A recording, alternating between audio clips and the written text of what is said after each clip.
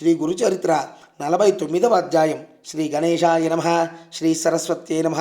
శ్రీ గురుభ్యో నమః. హరి ఓం.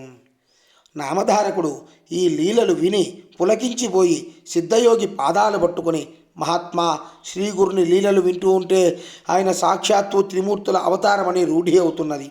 కానీ ఈ భూమి మీద ఎన్నెన్నో పుణ్యక్షేత్రాలుండగా ఆయన ఈ సంగమ క్షేత్రాన్నే తమ నివాసంగా ఎందుకు ఎన్నుకున్నారో తెలియడం లేదు.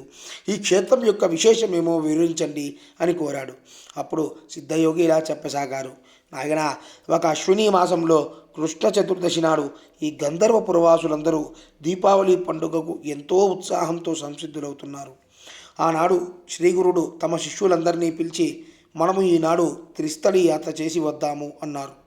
అప్పుడు భక్తులు, స్వామి, అలా అయితే మేము ఈ యాత్రకు కావలసిన పదార్థాలన్నీ ముట్టగట్టుకుని దారి ఖర్చులు కూడా సిద్ధం చేసుకుని వస్తాము అన్నారు. ఆ మాటలు విని స్వామి, అవన్నీ ఎందుకు? త్రిస్థలి మనకు దగ్గరలోనే ఉన్నది, ఎట్టి సన్నాహాలు అవసరం లేదు, కనుక మీరందరూ మీ కుటుంబాలతో సహా మాతో కూడా రండి అని ఆదేశించారు. వెంటనే వారందరూ ఆయనతో కూడా సంగమ తీరానికి చేరి నదిలో స్నానాలు చేశారు. అప్పుడు స్వామి, నాయనలారా, ఈ సంగమ ప్రాంతమంతా ప్రయాగకు సమానమైనది. ఆ యొక్క ప్రయాగతో సమానమైన మహత్యం కలిసి సుమా, ఇచ్చడి షట్కూల తీర్థాన్ని మించింది వేరొకటి లేదు. ఇది ప్రయాగను కూడా మించినది. ఈ భీమా అమరజ సంగమం గంగా యమునా సంగమం కంటే కూడా పవిత్రమైనది. ఇక్కడ స్నానం చేయడం వల్ల కలిగే పుణ్యం ఇంత అని చెప్పనలవి కానిది. ఇచ్చటి ఉత్తర వాహినిలో చేసిన స్నానం ఇంకా పుణ్యప్రదం. ఇక్కడ పవిత్రమైన తీర్థాలు 8 ఉన్నాయి. వీటిలో ఒక్కొక్క దాని గురించి ఎంతని చెప్పగలము అన్నారు. అప్పుడు ఒక భక్తుడు, స్వామి, ఇచ్చట నదికి అమరజ అని పేరు ఎలా వచ్చింది? అది ఎలా ఏర్పడిందో సెలవేయండి అన్నారు. అప్పుడు శ్రీగురుడు ఇలా చెప్పసాగారు.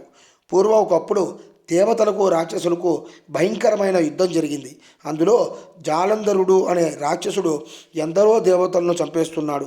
అప్పుడు దేవతలకు రాజైన ఇంద్రుడు మృత్యుంజయుడైన శంకరుణ్ణి దర్శించి, మహాదేవ, ఈ యుద్ధంలో దేవతలకే ఓటమి తప్పనట్లున్నది. అదేమి చిత్రమో కానీ రాక్షసుల దేహాల నుండి కారిన రక్తపు చుక్కల నుండి వేలాదిగా రాక్షసులు పుట్టి ముల్లోకాల్లోని దేవతలను సంహరిస్తున్నారు అని మొరపెట్టుకున్నాడు. వెంటనే రుద్రుడు పట్టరాని కోపంతో రాక్షసులతో యుద్ధానికి సంసిద్ధుడయ్యాడు. కానీ ఇంద్రుడు ప్రార్థించిన మీదట ఆ యుద్ధంలో చనిపోయిన దేవతలను బ్రతికించడానికి అమృతభాండం ప్రసాదించాడు. వెంటనే ఇంద్రుడు అది తీసుకువెళ్ళి చనిపోయిన దేవతల మీద చల్లగానే వాళ్ళందరూ జీవించారు. చివరికి ఆ పాత్రలో మిగిలిన అమృతం కొద్దిగా భూమి మీద పడింది. అదే ఈ నది రూపంలో ప్రవహిస్తున్నది. అందుకే దీనికి అమరజ అనే పేరు వచ్చింది. అందువలనే సంజీవిని వంటి ఈ నీరు సర్వపాపాలను నశింపజేయగలదు. ఇందులో భక్తి విశ్వాసాలతో స్నానం చేసిన వారికి అపమృత్యు భయం ఉండదు. ఇది అన్ని బాధలను, వ్యాధులను, బ్రహ్మహత్యాది పాపాలను తొలగించడంలో త్రివేణి సంగమంతో సమానమైనది. ఈ సంగమంలో వైశాఖ, కార్తీక, మాఘ మాసాల్లో యథావిధిగా ఉషకాలంలో స్నానం చేస్తే ఈ లోకంలో సుఖము, అటుపై మోక్షము కలుగుతాయి. అందుకు అవకాశం లేనప్పుడు గ్రహణ సమయంలోనూ, సంక్రమణ పర్వదినాలలోనూ, ఏకాదశి మొదలైన తిథుల్లోనూ ఈ నదిలో స్నానం చేస్తే అనంతమైన ఫలితం వస్తుంది. నిత్యము ఇందులో స్నానం చేసిన పూర్ణాయుష్మంతులవుతారు. ఈ అశ్వత్థ వృక్షం దగ్గరున్న మనోరథ తీర్థంలో స్నానం చేస్తే నిశ్చయంగా మనోరథాలన్నీ కూడా నెరవేరుతాయి. భక్తితో అశ్వత్థాన్ని సేవించిన వారికి కలి ప్రభావం అంటక మా దర్శనం లభిస్తుంది. కారణం, మేము అందులో ఎల్లప్పుడూ ఉంటాము. అట్టి ఈ కల్పవృక్షాన్ని సంగమేశ్వరుడైన సదాశివుణ్ణి పూజించి త్రయంబక మంత్రం పఠించాలి. శ్రీశైలంలో మల్లికార్జునుని వలె ఇక్కడ సంగమేశ్వరుడు సుస్థిరంగా ఉన్నాడు.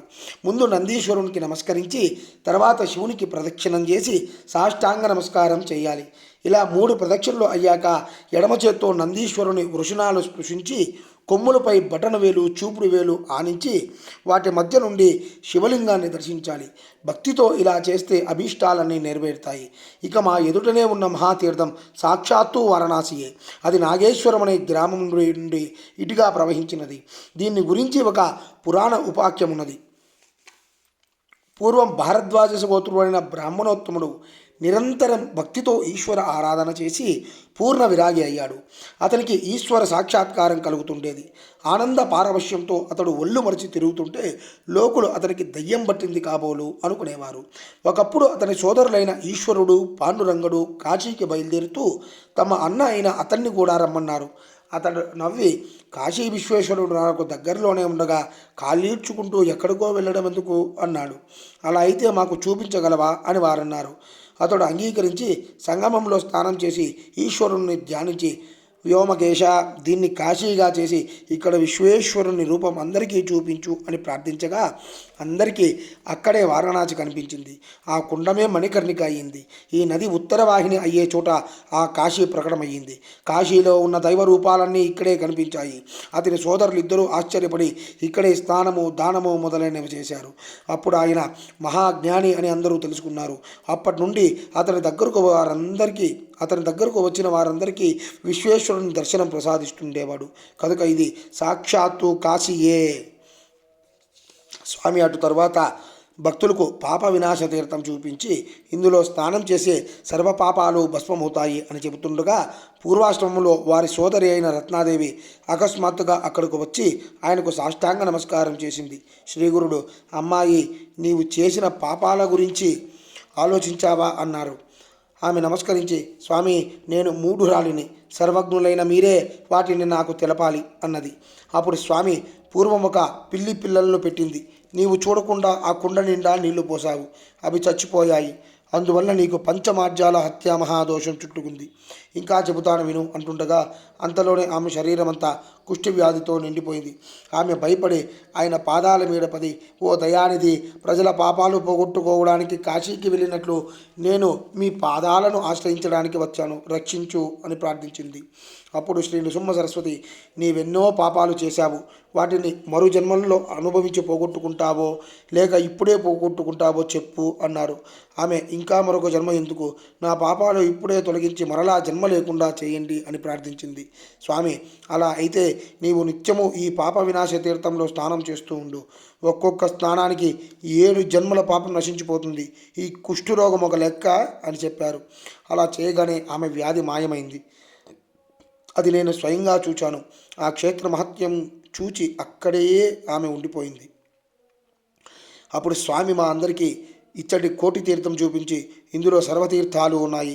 ఇక్కడ చేసిన స్నానానికి 1,000,000 గోవులు దానం ఇచ్చిన ఫలితం ఉంటుంది. ఇక్కడ చేసిన దానానికి కూడా 1,000,000 రెట్ల ఫలితం ఉంటుంది. దీనికి అవతల ఉన్న రుద్రపాద తీర్థంలో గయలోలాగే కర్మ చేసి రుద్రపాద స్వామిని పూజించాలి అని చెప్పారు. తర్వాత కేశవస్వామి దగ్గర ఉన్న చక్రతీర్థం చూపి అక్కడ స్నానం చేస్తే జ్ఞానం కలుగుతుంది అని చెప్పారు శ్రీగురుడు. కల్లేశ్వరుని దగ్గరున్న మన్మథ తీర్థంలో స్నానం చేసి ఈశ్వరుని పూజిస్తే అష్టైశ్వర్యాలు సిద్ధిస్తాయి. శ్రావణ మాసంలో అఖండాభిషేకము, కార్తీక మాసంలో దీపోత్సవము చేస్తే అష్టసిద్ధులు, మోక్షము కూడా లభిస్తాయి. స్వామి చెప్పింది విని అందరూ సంతోషించి ఈ అష్టతీర్థాల్లో స్నానం చేశారు. నాడు శ్రీగురుడు మఠం చేరగానే ఆ భక్తులు సమారాధన చేశారు. శ్రీ దత్తాయ గురవే నమః.